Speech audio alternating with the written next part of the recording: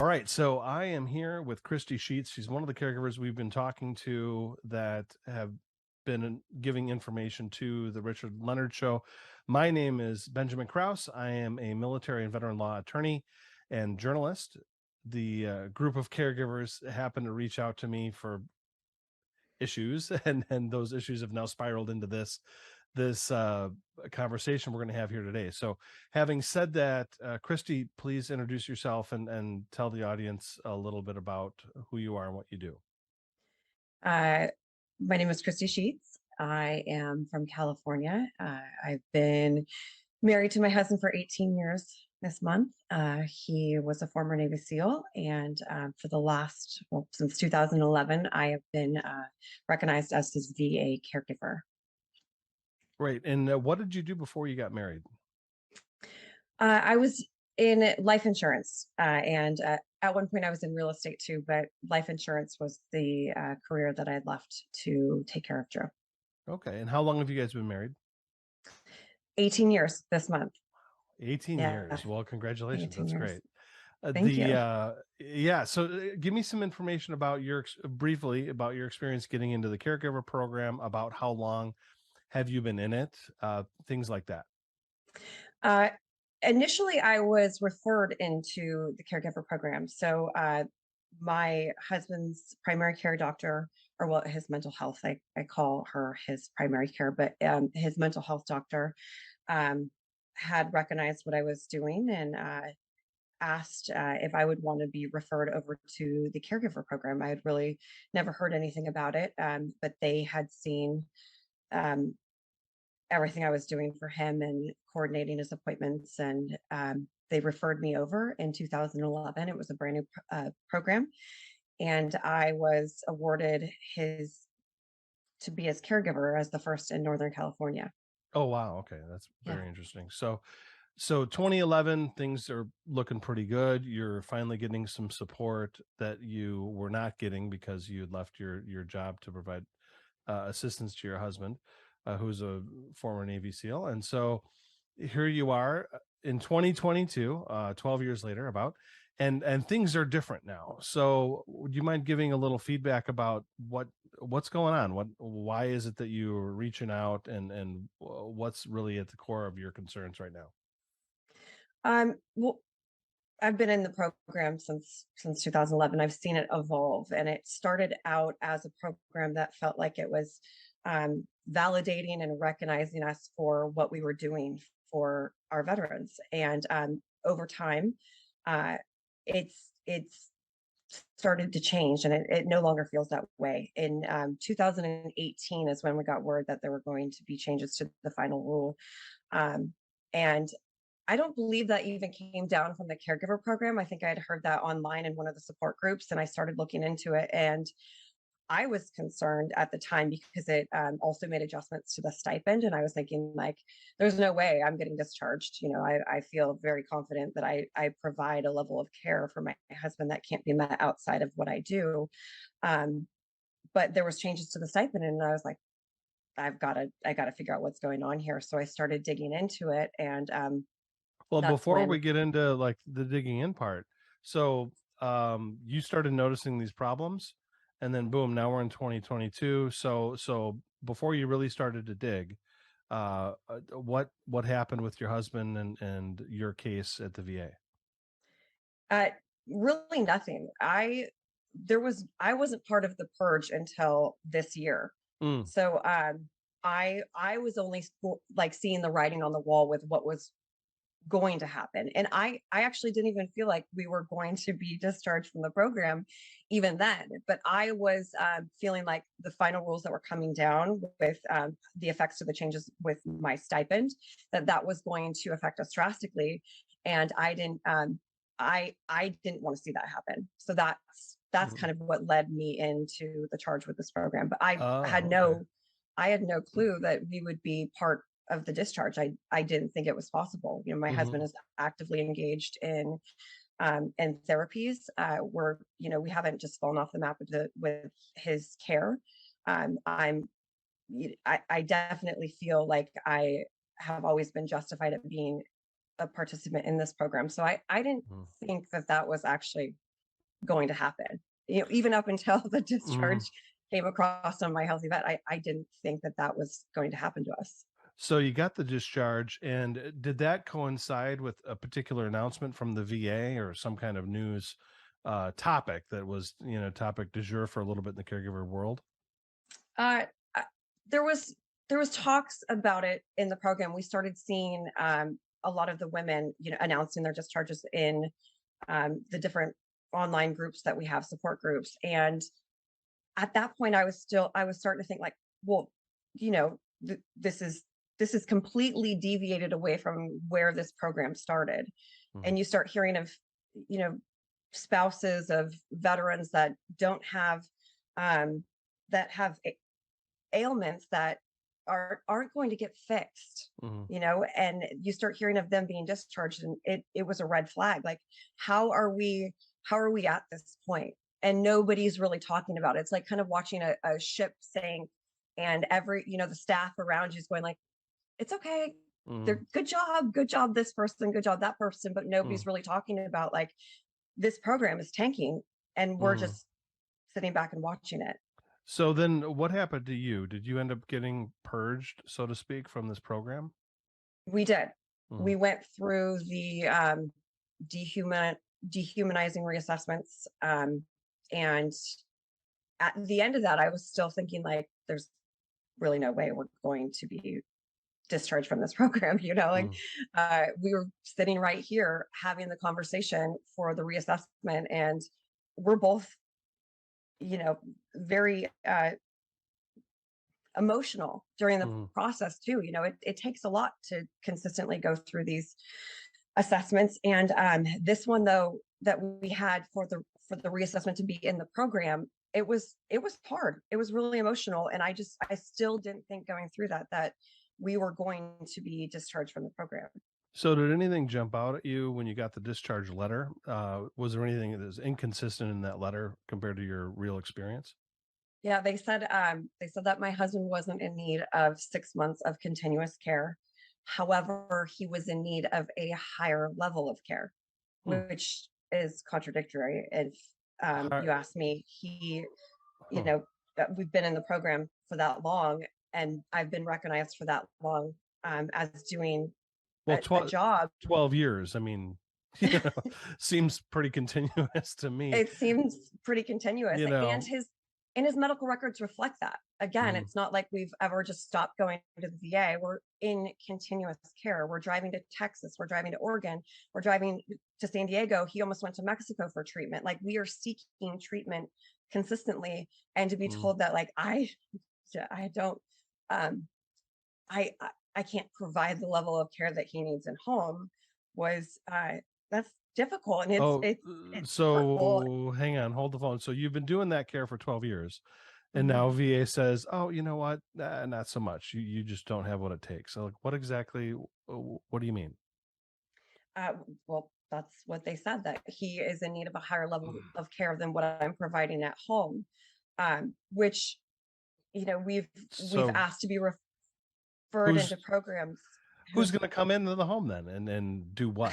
What do they mean? You know? Well, that's just it. My husband also has, he has paranoia and mistrust, um, to the point where I've had to scrub in to be in the OR room when he's having an operation procedure done, because he's fearful, and he doesn't trust anyone that is around him.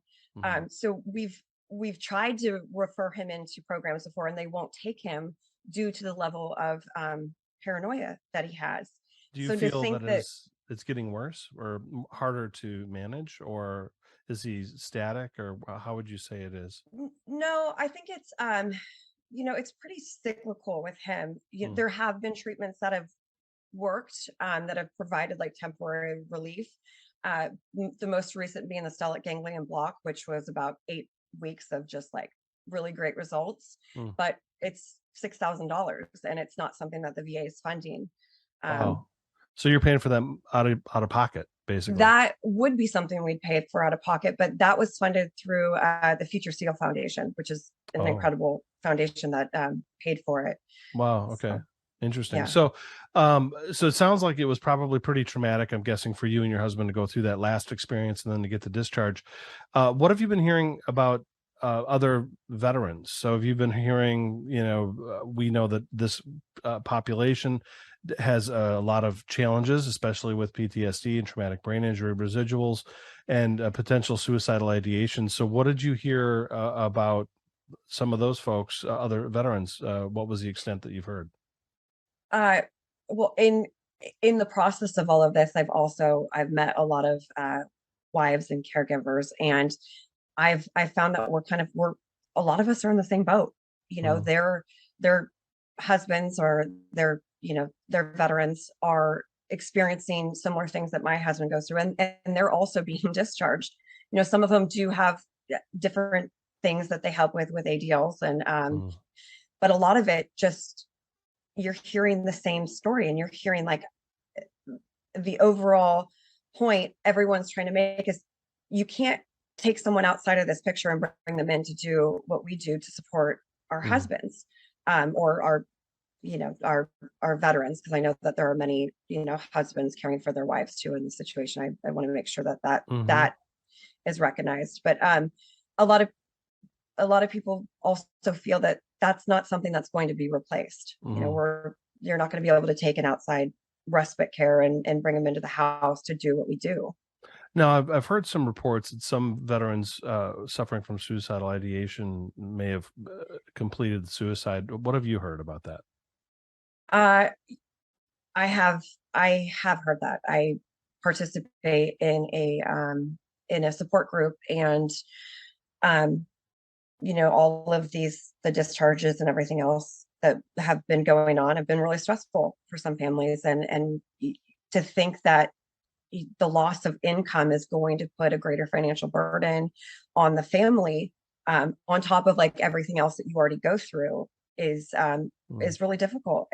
And I've it's unfortunate, and I don't want to speak for their family and as to mhm, what really led to the situation, but that it is happening, and it is happening in our community, and maybe greater in some respects because of the level of care that we are all um, seeing on a day-to-day basis. mm. Okay.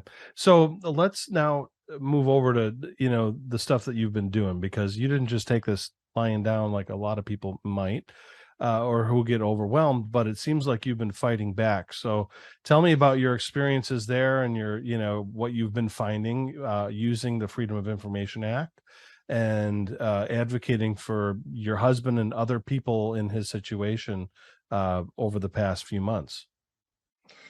Well, I I think it first came to me when we started hearing the changes in the program, and I would see some of the people or some of the foundations with a big seat at the table still praising the leader that has been in position with this program, I believe since 2012, Meg Cabot. Mm, Um, and they're still praising her, even though we're going through these things and it hasn't changed. This is the third purge on caregivers, and mhm, I want it to be the last. mm, I don't want to ever go through this again. So I started doing some research, and I started pulling FOIAs to figure out, exactly what is being said. mhm, Why does she still have a role in this program if in fact we're in the third purge? mhm, So I what I'm seeing is, the Elizabeth Dole Foundation has a big role in advocating for caregivers, and I feel like what I've uncovered here is uh, they're using their voice to add, I guess, add more programs, and not using their voice to try to correct this program. mm, Um, you see a couple of the other uh, VSOs in there, and when there's a problem, they're writing in and they're asking the hard questions and they're saying the right things that could, at the end of the day, result in this not happening to us again. But I feel like, when you see EDF come in there, that's not what's being said. mhm, And I, you know, I really would like to figure out, why are we still supporting the the leadership in this program when we are all experiencing this Mhm. year after year. So tell me about a couple of the emails. I know some of the ones that you have shared over the past month have I've as an attorney who is trained to look through these things. It to me seems hard to see where the Elizabeth Dole Foundation and former Senator Elizabeth Dole, her team, and the caregiver program. It seems like the lines between where the VA starts and EDF stops is challenging when you look at the document. So, what's your take on that? Absolutely. They have the Federal Advisory Committee, and Senator, former Senator Dole chairs the advisory committee. And the CEO of the Elizabeth Dole Foundation, Steve Schwab, is in these emails working with Meg Cabot to make recommendations for the position that she's in, which will then get recommended to the advisory committee, which Senator Dole chairs, and that in turn will result in this position getting made. Mhm. So you have, I mean, to me, it just, the lines are blurred, and you have the Elizabeth Dole Foundation being able to make recommendations for the Federal Advisory Committee or participate in making the agenda for the Federal Advisory Committee. And a lot of these agenda topics aren't addressing, the foundation of this program being eroded. When Mhm. if if if we're not addressing that, like what is this program? So What do you they want just to? so you just said foundation of the program being eroded. So what's eroded, and then what do you think the EDF and friends, whatever we want to call them, what are they seemingly advocating for? Um, when I say eroded, I again, being in this program for as long as I have, I've seen the tone shift where it's, Mhm. we are recognizing you for the job that you're doing. We're appreciative of you, and we're supportive of you to, mm, I think we could put someone else in your position to do a better job, and that is the foundation that I'm talking about. And the idea that they have yet to fix this program, and this is, the writing's been on the wall since maybe as early as 2016. I know definitely when I came into the picture in 2018, raising red flags, the it's changed. Mhm. And I see, and I believe what is happening is they are wanting to take those that are discharged and move them into like this general caregiver program where partners of EDF and potentially the VA, since there's, the MOUs, will be the ones providing the care.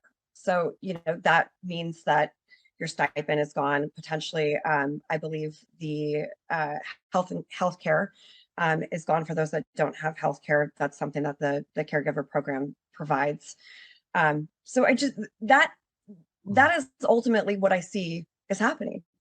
Do you think that it looks like what do you think about the MOUs? So memoranda of understanding. We're seeing the VA. I know one of the emails said the OGC, Office of General Counsel, had apparently advised the individuals at the FAC level, the Federal Advisory Committee, to not enter into MOUs, or that the agency shouldn't, because of the relationship there with former Senator Dole sitting as the chair, and also the program in her same name of the organization, in that it may create the appearance of a conflict of interest or something like that, or just inappropriate. And so, what did you think when you read over the MOU, and what are your concerns now? When I read over the MOU, it was apparent that the role that the CEO of the Elizabeth Dole Foundation, it doesn't provide them the relationship that they have currently with the VA. There's specific guidelines for what it allows for, and those lines are blurred all across the board. Again, he, no one should have that relationship with the Federal Advisory Committee. Like I, Mhm. as a person, as the public, can't go in and make the agenda for the Federal Advisory Committee. And I think that, those ethics are put in place to protect and to keep it completely neutral when it comes to making the recommendations that are best suited for us as caregivers. And, Well, when, go ahead. Well, and I was just going to say, it seems to me reading it that some of the recommendations seem to be there to benefit the program and not necessarily the caregiver, to benefit the partners of the Elizabeth Dole Foundation, at least in effect, whether indirect or direct or whatever. It just seems curious, the pattern between their agreements and what they're putting in paper that are, of course, behind closed doors, that you don't get to see unless you're somebody like Kristie Sheets here, who is brave enough to go on the record publicly, and also, by the way, nail you with some FOIAs at the agency to find out what the heck's going on. So what's next? So I understand that you have a slew of other queries with the agency to get additional data. What can we expect to hear from you as far as that goes? I currently have some FOIAs out there for Meg Cabot's relationship with EDF, because that to me is a giant red flag. I still don't know how she's in the role that she's in, considering, her whole time there, the program has essentially been a failure. So I'm interested to see those. I'm interested to see the budget information, because I feel like that's a whole nother red flag. Those numbers don't entirely add up. And then ultimately, I would like to see the OIG get involved. I think that the relationship is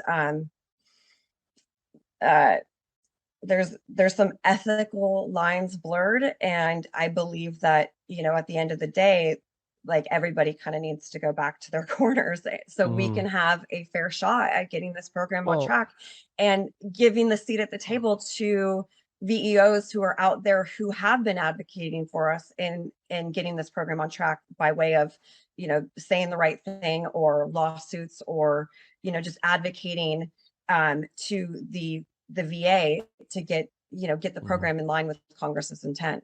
Yeah, well, I think we're definitely excited to, I know I can speak for myself here. Armo Press, disabledveterans.org. I know Richard's excited with his show to learn more about what you're going to be doing in the future. So we'll look forward to continued conversations and an evolving knowledge of everything EDF and VA caregiver. Anyway, thank you so much for your time, and we'll look forward to talking to you soon. Thank you, Ben.